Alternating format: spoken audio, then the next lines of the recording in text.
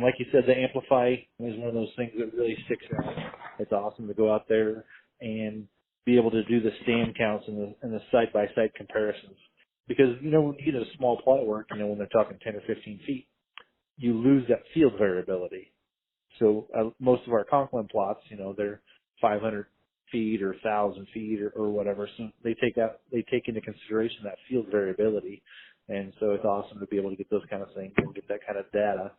And, you look back at all the different years of Conklin data that we have, it is amazing the results that we're able to get and what we're able to do. And I love it when we come out with new products and we're able to put those into the new plots as well. We even test some competitive products and we even test some new products. So all of those things are very exciting and great to have on board. So in Preston, for individuals that are not terribly familiar with agriculture and want to bring someone to a field day, or somebody that is very familiar with agriculture, how do you set up to bring a guest, and what do you tell them to encourage guests to attend your field days? To be open-minded and to just be possibly accepting of doing things differently than what we've always done it.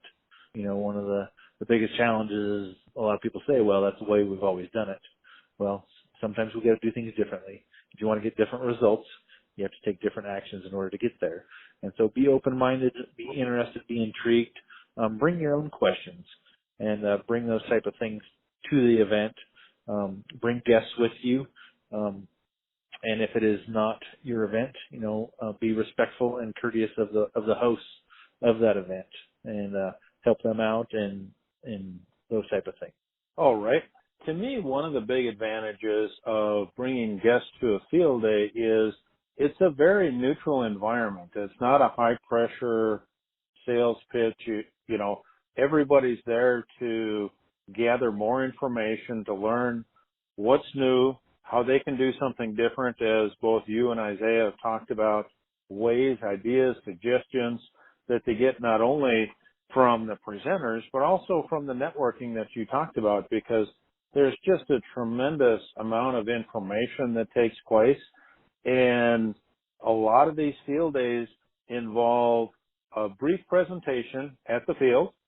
They also involve many involve a presentation maybe it's at a restaurant, maybe it's at a fellowship hall, maybe it's in some other facility where they can go in to get out of the weather, find some air conditioning, and have a brief presentation, a brief meeting to learn more. And then there's the opportunity to stay afterwards and just network and learn and just look at what can be done and learn from other growers.